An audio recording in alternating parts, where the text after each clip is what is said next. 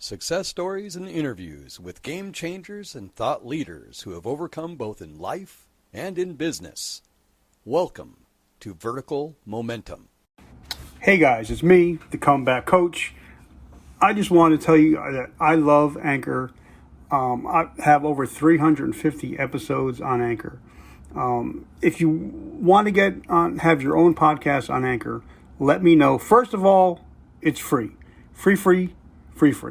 Also, there's creation tools that allow you to record and edit your own podcast where you don't even need an editor, which is good for me because I'm a low-tech redneck. And now you can even add songs on Spotify to your episodes. So the possibilities are endless for what you can create, whether it's musical analysis, your own radio show, or something the world has never seen before.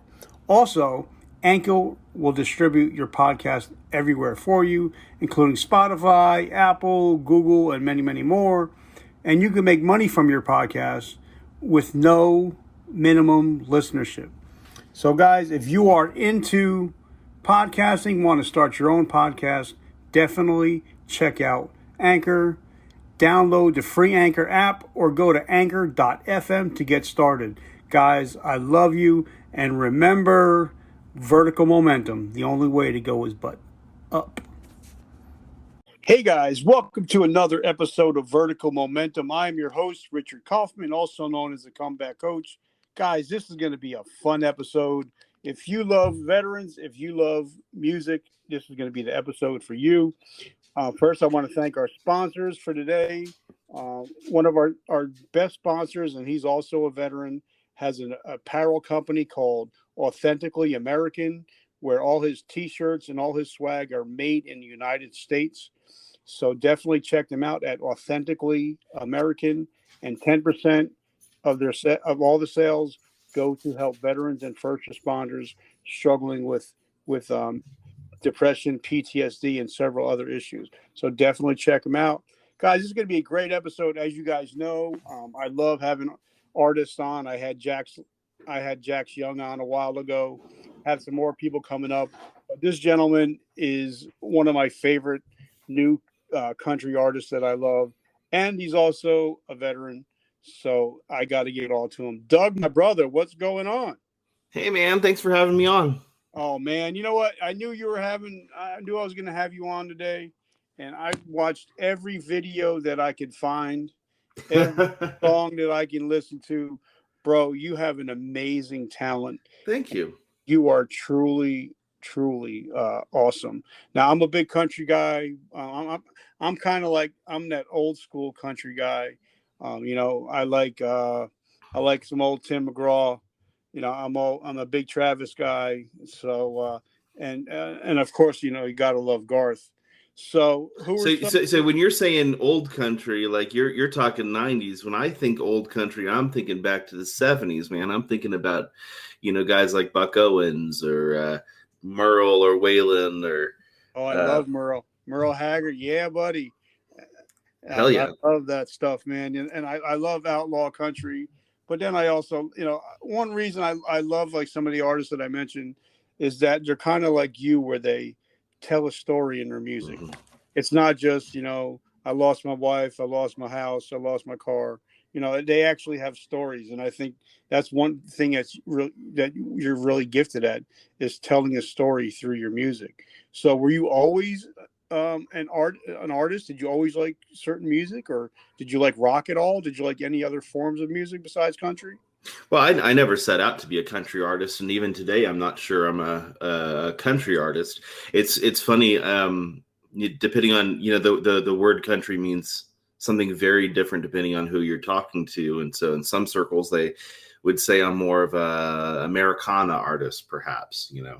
But no, I grew up with a very eclectic taste in music. My dad was into like all of the old 60s folk era, Kingston Trio, Mary, Peter, Paul and Mary, those folks. So that was part of the upbringing. And of course, I grew up in South Texas. And so, you always have, Willie Nelson and George Strait going on in the background. But my first artistic love was Billy Joel, and I got hooked on Billy Joel's music at probably 7 years old, and still would count him as my favorite artist. I grew up. I'm actually like 15 minutes from Manhattan, and he sold out the Garden. I think like 100 and something times, and my wife really loves Billy Joel.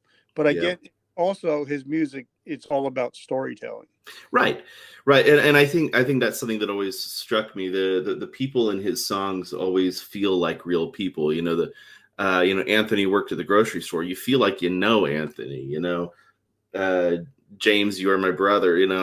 I feel like I know James. I feel like I know all of these characters. When he sings Piano Man and he's going through the bar, I'm pretty sure I've met some of those people.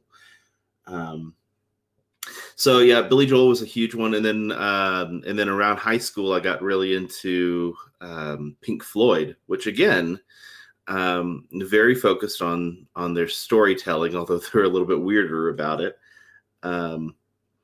But so yeah, I didn't necessarily set out to write anything particularly country or Americana. That's just the way the soundtrack of my life shaped the music that I wrote. So what kind of we're gonna hop in the Wayback Machine now. Okay. So what kind of little boy was Doug as a little boy? I I'm told, and looking back, I think I can see this, that I was a very angry child.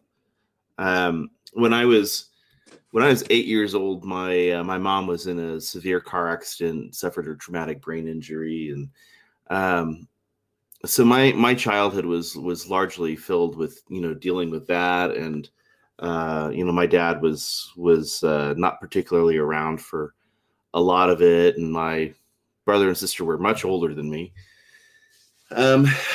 So when I've heard people describe me as a child, it seems like there was always extremes of being an angry child, but also being a super affectionate, needy one. And I think that looking back, that makes a lot of sense if you think about a child who's experiencing the trauma of his mom having a TBI and basically coming back as a completely different person. Yep, I understand that because I have a TBI, so I totally get that.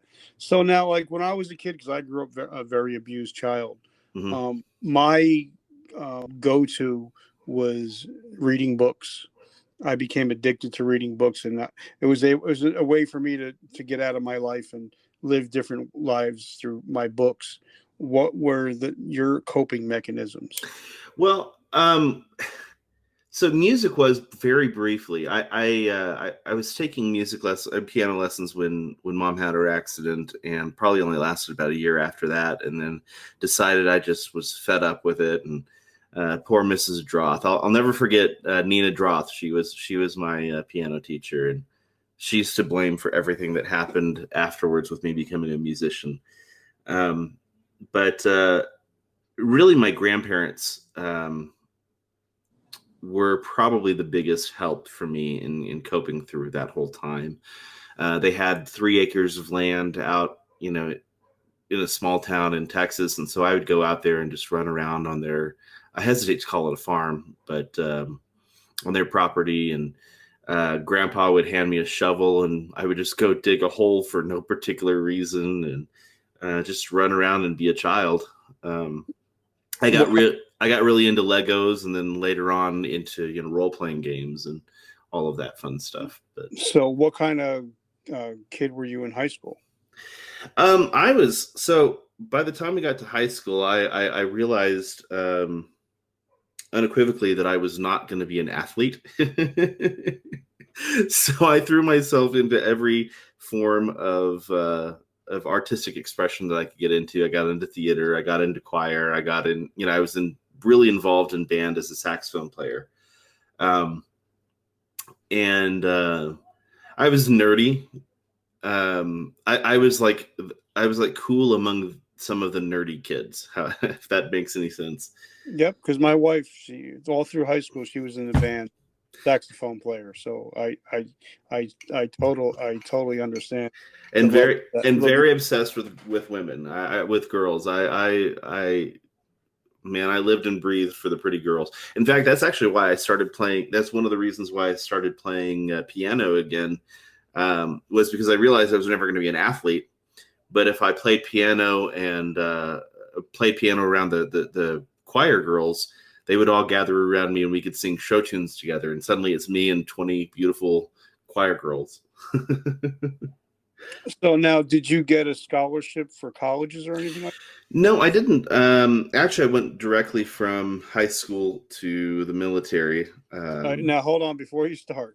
Because I said, I've interviewed hundreds of people on the show now, and everyone has a different recruiting story. So talk to me about the day you went to your recruiter. Well, he actually came to the school because he was recruiting specifically for Army Band, and which is what I ultimately did, is I joined the Army Band. And man, he saw me coming a mile away. Looking back, he just he read me clearly. So I was raised as a Navy brat. My dad was career Navy, and so I just was absolutely adamant I was never going to join the military. So this recruiter comes in and he starts talking about the military bands, and I just decided to be an arrogant ass and, started kind of messing with him a little bit. And he goes, well, most people don't make it through the audition process. So immediately he's playing on my ego right there. He's like, well, you probably can't do it anyway, So he asks me a few softball music theory questions, and I answered them. He's like, oh, well, maybe you have what it takes. So now my ego is all inflated, and he's like, well, I know you're not interested. Why don't you come in and you can take a practice ASVAB test,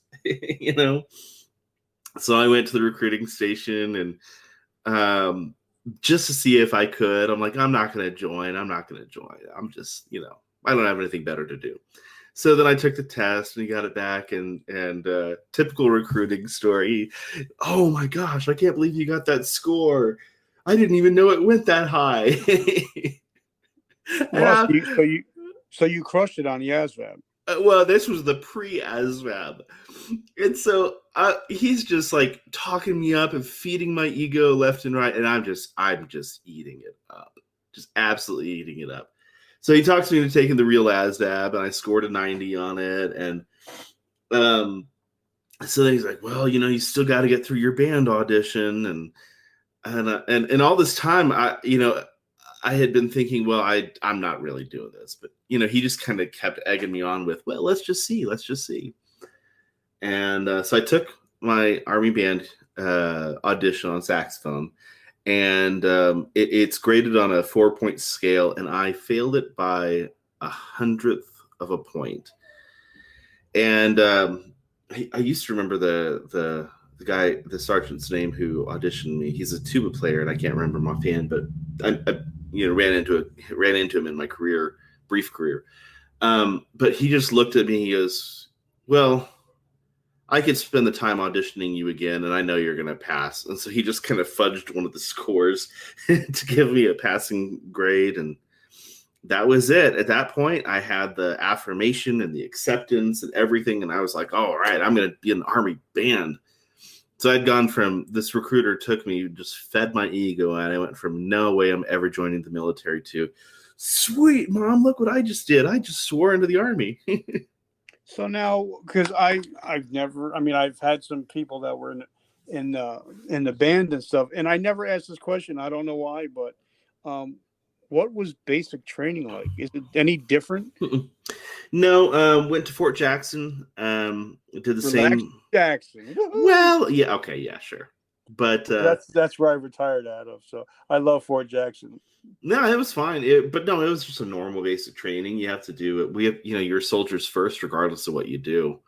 But the drill sergeants didn't dog you out for just, talking about you guys just going to be musicians. Oh yeah, they did. Of course they did. Although one of the drill sergeants had been combat arms and had an appreciation for the Army bands simply because of the way the bands support combat arms units, especially when they're coming back or performing for. And so he would tease us, of course, but you know, it was lighthearted, and then he would also talk the bands up. And if I remember right, it's been a long time, but there were actually 8 of us in my basic training platoon that were heading on to the School of Music for AIT. Now, did you deploy at all? Yeah. So I was stationed with the 1st Armored Division Band in Wiesbaden, Germany, and we deployed in 2003 to Baghdad, to the Baghdad International Airport. And yeah, so we were stationed there from I don't remember. My wife knows the exact day that we got there, because my wife was also in the band with me. Oh, that's cool. Did you guys there? Yeah, she was the new girl, and 3 months later we got married. So wow. And here we are 18 years on. She's still putting up with me. So you must be doing something right, brother. That's right. So now, how many years did you do in the military? We did. I did 4. She did 5.5. She was better at it than I was. But we spent 15 months, the first 2 years of our marriage, living in different tents in Baghdad. So now, did you guys see any action? Not used to together. I mean, from. Well, that's a whole other conversation there. Yeah, we're not going to be talking about that here. It's a family show. But did you guys see any action in Iraq? Well, I mean, I guess it all depends on what you define as action. I always want to be careful to never paint myself as some courageous hero or war. I even struggle with war veteran, even though we were stationed in a war zone. We were not kicking in doors. We never came under direct fire. But while we were there from about November of 2003 until we finally left in July of 2004, we were getting rocket and mortar attacks at least once daily, up to 5 times daily. Yeah, because that's when stuff just started kicking off. So, oh man, I'm telling you.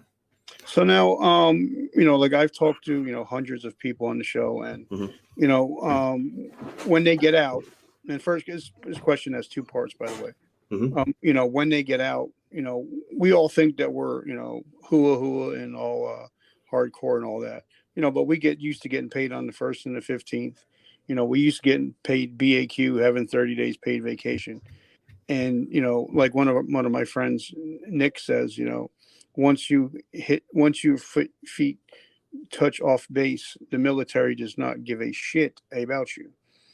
So, and then a lot of people get into, depressions, because not only are they, losing their career, but they're also losing their connections and people that they considered family.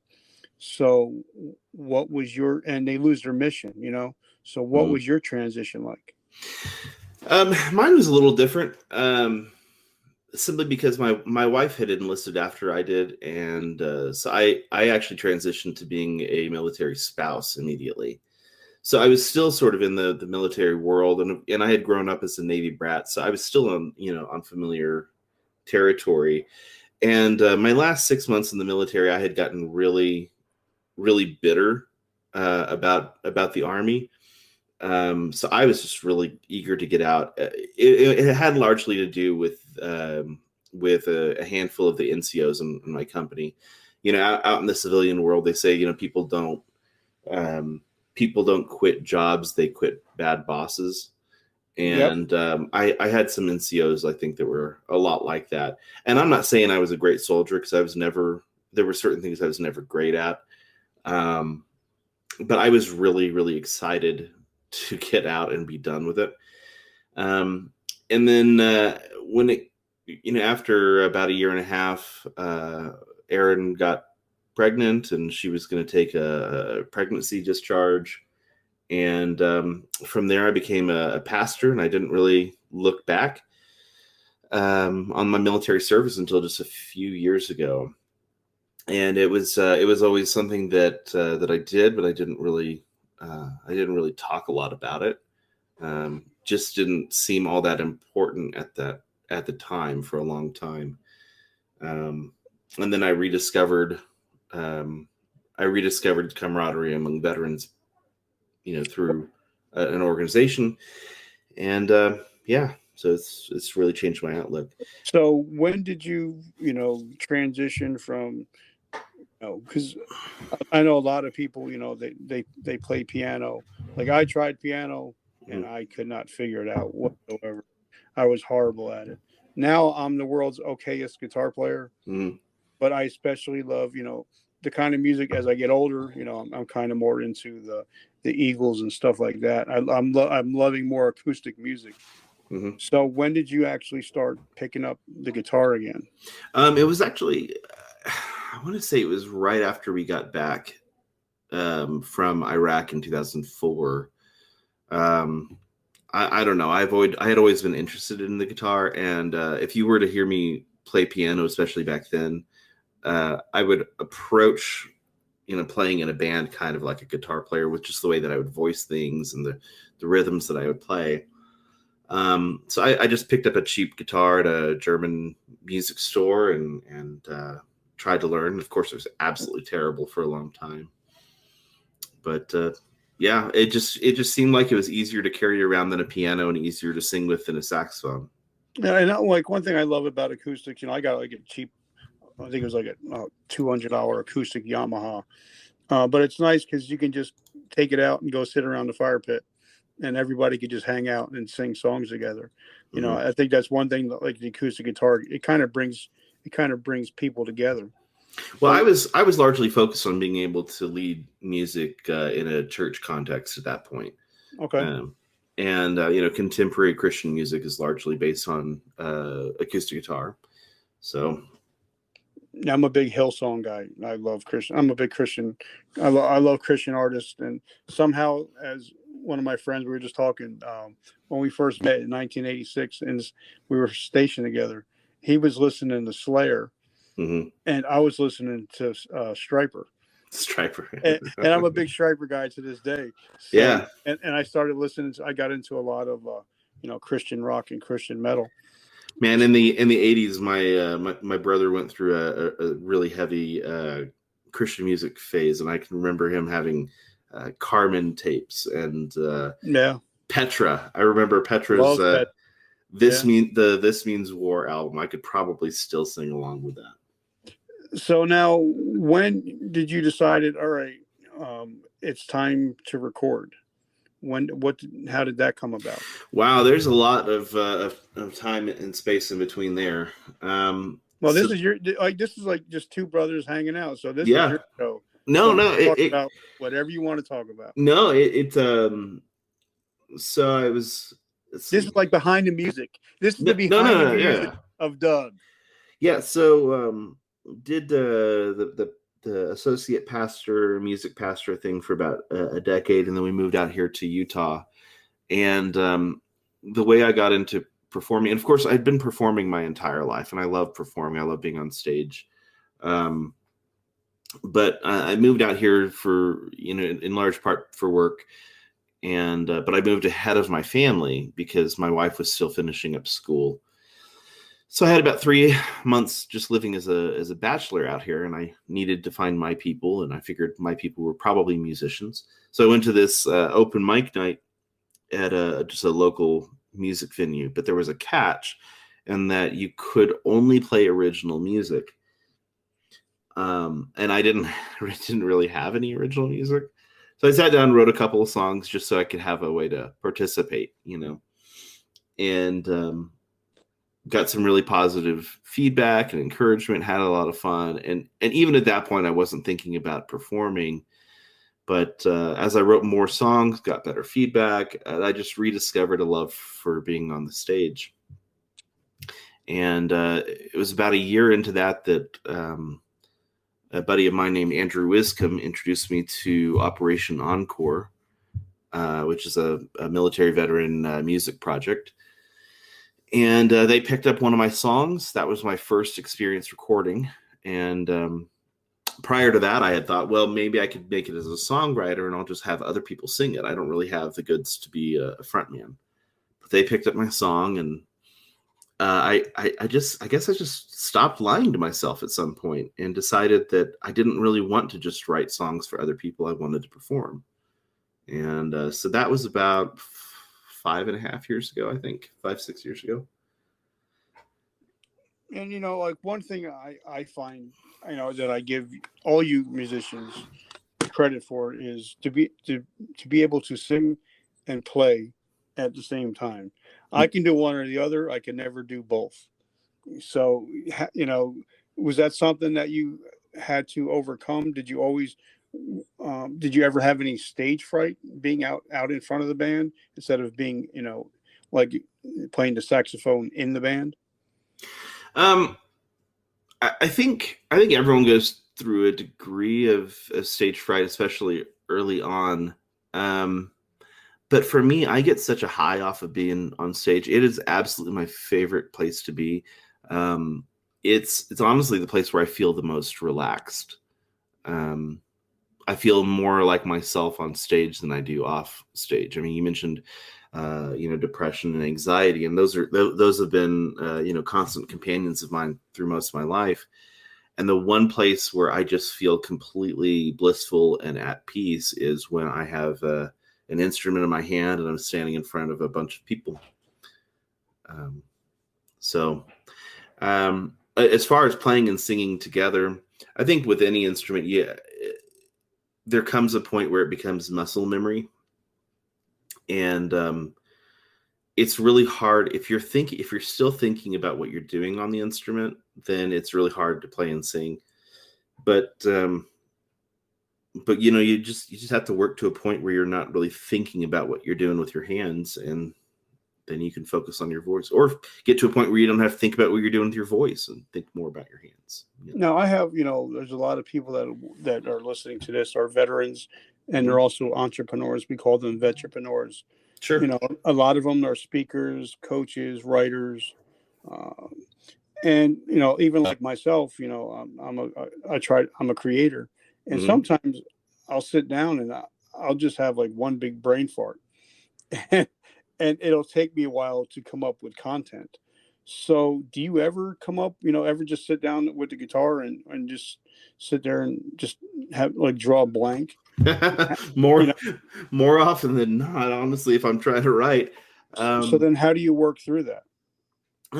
There's different creative exercises you can do to try to help with that. But what I found is that for me personally, if I can't create, what I'm usually missing is space.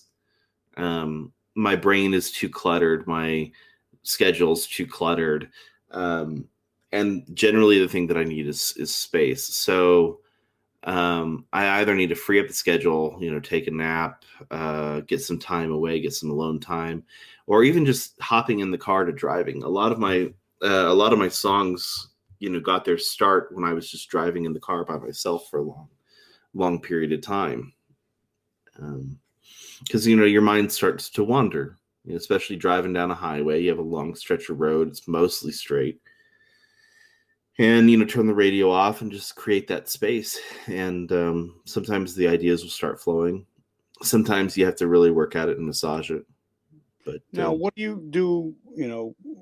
Are you a full-time music artist, or what do you do to pay the bills? I'm working on being a full-time music artist. We're getting closer every year. But no, I work in IT. I work for a software company here in Provo. Okay, and I have a lot of friends in Utah. I never realized how many friends I have in Utah, but I got a lot of friends in Utah, and I can't wait to come out and visit. Now, a lot of people, when they get out of, the military, they just have a problem, finding work. Mm-hmm. But on the positive side, I think, veterans are some of your best employees and some of your best business owners.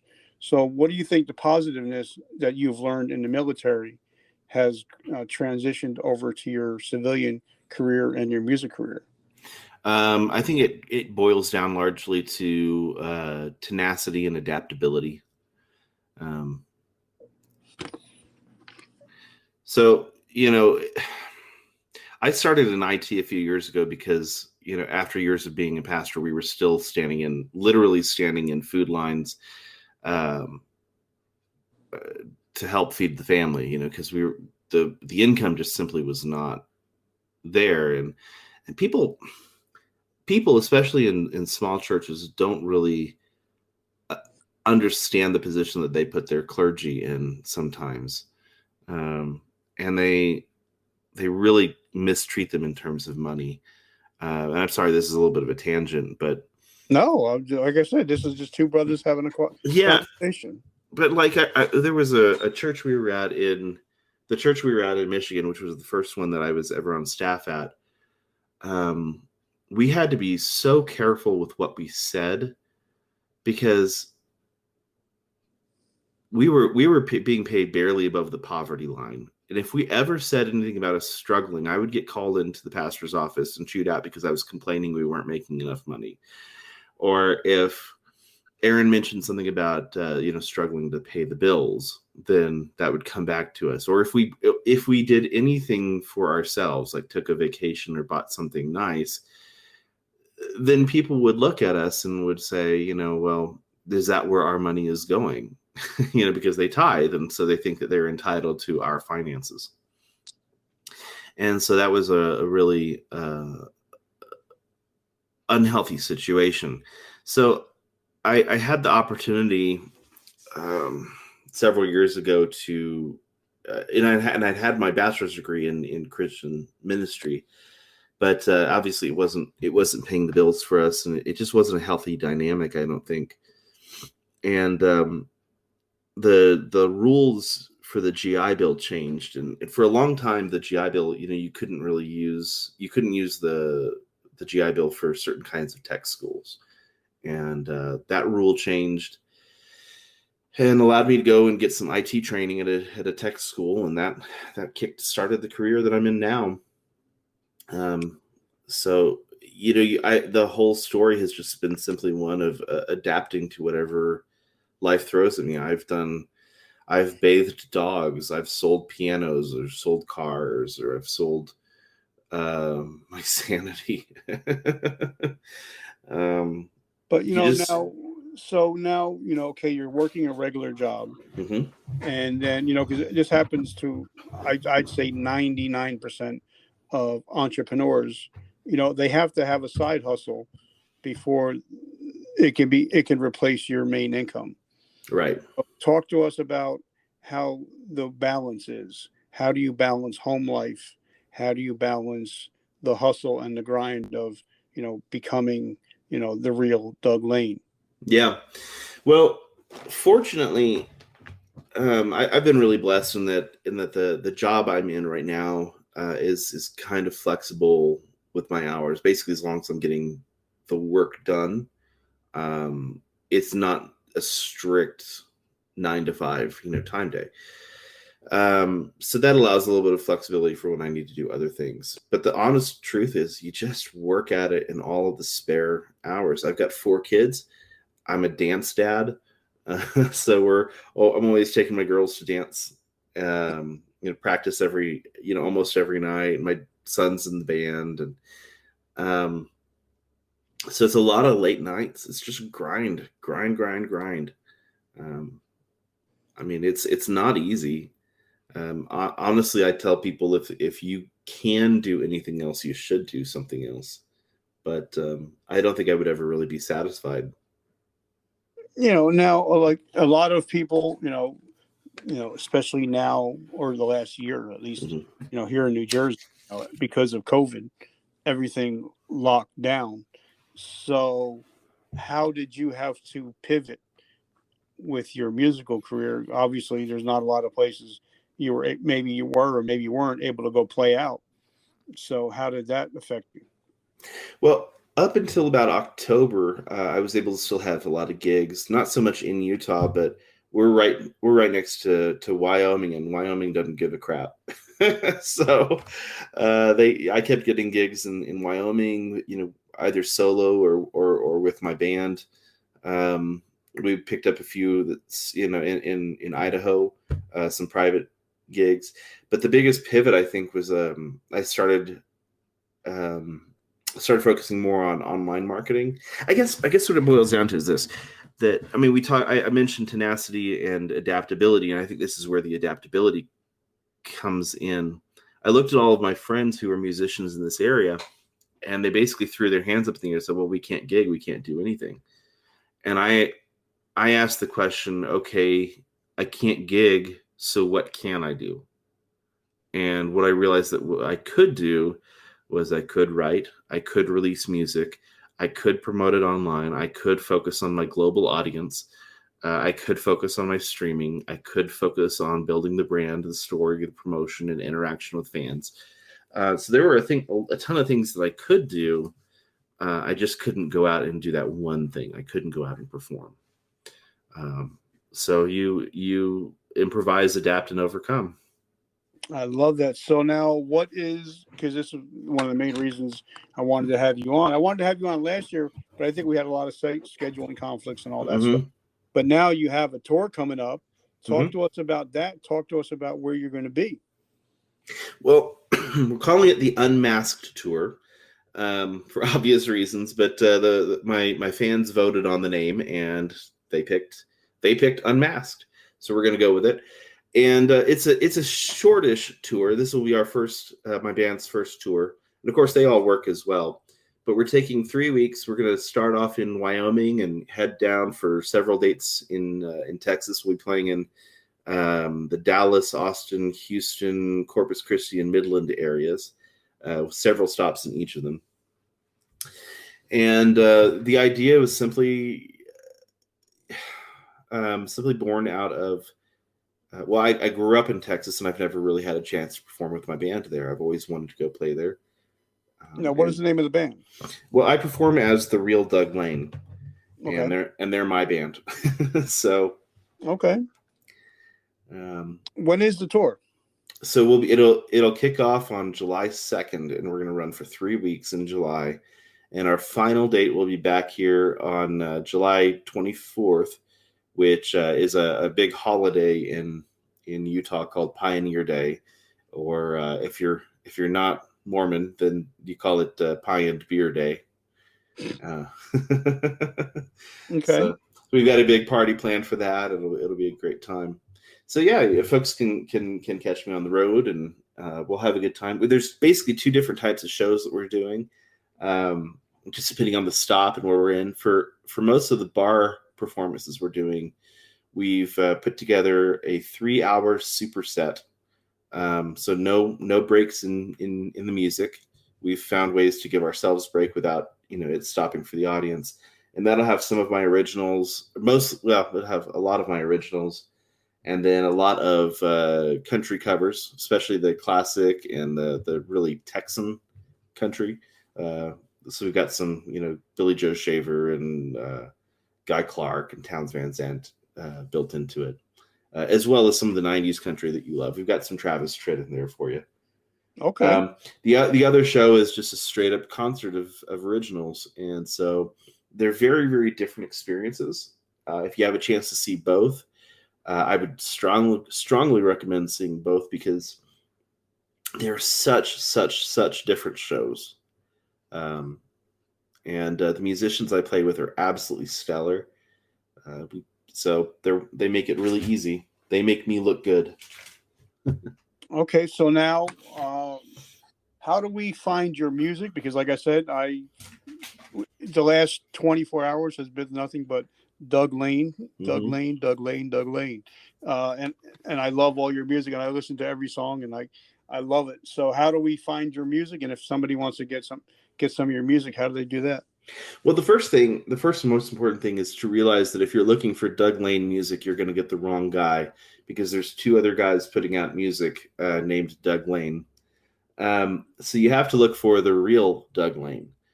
And you can find me on Spotify, Apple Music, YouTube, anywhere you stream. If you go on Facebook or Instagram, both of them are just at the real Doug Lane.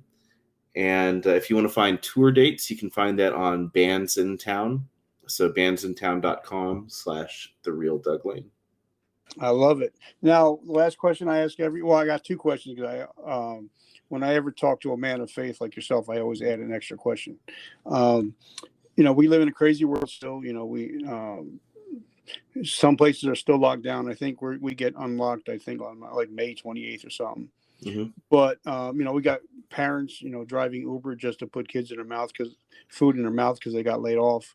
We got grandparents homeschooling kids. So we live in a crazy world. Mm-hmm. So if I ask the average person to do something in 7 days, they're never going to get to it. But if I ask them to take an actionable step in the next 24 hours, they're more likely. So if somebody is not hitting their goals or not reaching their goals, what is something they can do in the next 24 hours to start to right the ship? Ask for help. Okay. I mean, that's the one thing that I have found. A lot of successful entrepreneurs I know do that most people won't do. Successful people are willing to admit when they can't, and they're willing to ask for help. So if you're not meeting your goals, or if you're struggling to pay the bills, or whatever it is, humble yourself and ask for help. Because there are people around you that can help you. They can help you financially. There's organizations that can help you financially.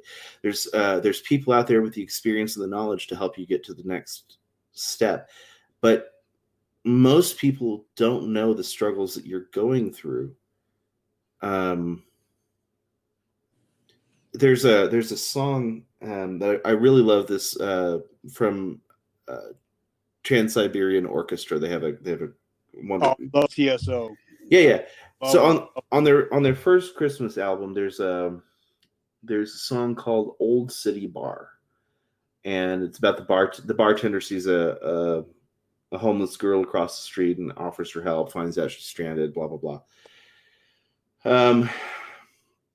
But there's a line in there that says, if you want to arrange it, this world, you can change it.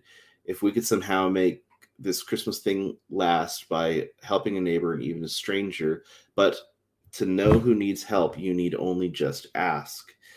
But I think that the ask goes both ways. So I think that people need to be willing to admit when they need help.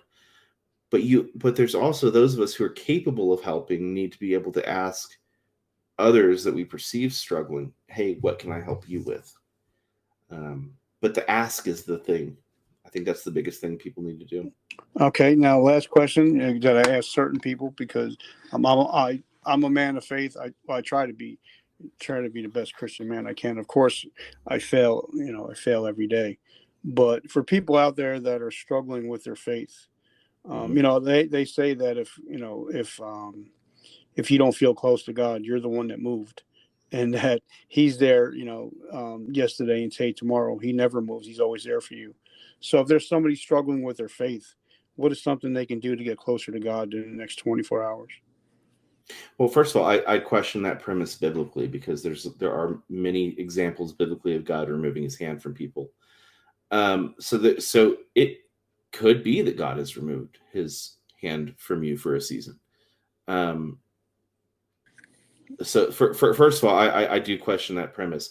But what can they do to get closer to God? What I would say is start acting out your faith. I mean, faith. Someone said once. Pastor friend of mine said, "Faith, like courage, is just a word until it's tested." The commands of the Bible were never meant to just be memorized and put on a shelf. The lessons of the Bible were never meant to be learned and put on a shelf. They should all inspire action. So what I would say is go back to Scripture, and I would ask 3 simple questions. What is this passage, whatever passage you're reading, what does it say about God? What does it say about us? And what can I do today to act on it? And I think that just the simple act of obedience kindles and stirs faith. But you should expect that your faith is going to be tested. You should expect it. I mean, Jesus told you that you would be tested, that you would face persecution, troubles, trials. There's nothing in Scripture that says that being a Christian makes your life easy.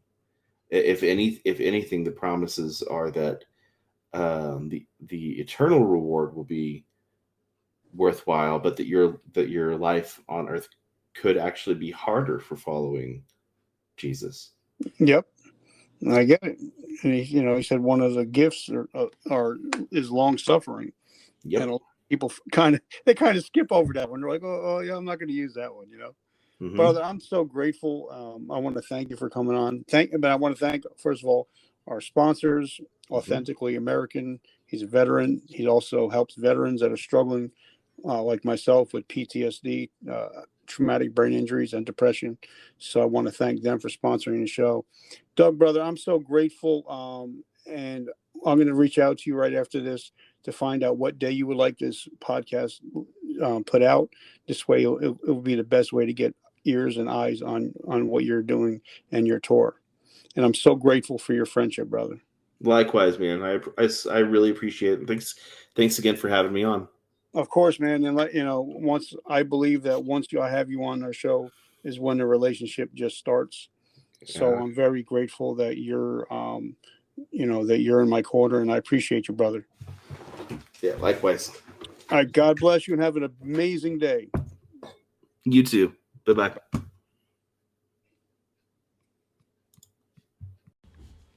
Hey guys, if you're enjoying our show, if you love what we're doing, if you would like to support us, we have a whole bunch of great stuff coming out.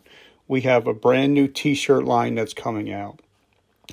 Hats, coffee mugs, any kind of swag that lets your friends know that you support Vertical Momentum and you're always looking to get better. Also, we have our new coffee brand coming out. It's called Vertical Momentum Coffee. It's ass-kicking coffee, and it will get you moving in the morning. So, guys, if you're interested, go to www.richardkaufman.net. Check us out. Leave us a note. Tell us what you'd like, and we'll actually send it to you. The new website is being built. So if you guys want to, our book is out there on Amazon. It's called A Hero's Journey from Darkness to Light. Definitely check it out. It talks about my story, but it also talks about how to survive depression, how to survive addiction. All right, guys, I love you. Thank you so much for always supporting our mission, which is to save lives. Thank you for joining us today. Please hit subscribe and share. Please feel free to leave us a comment.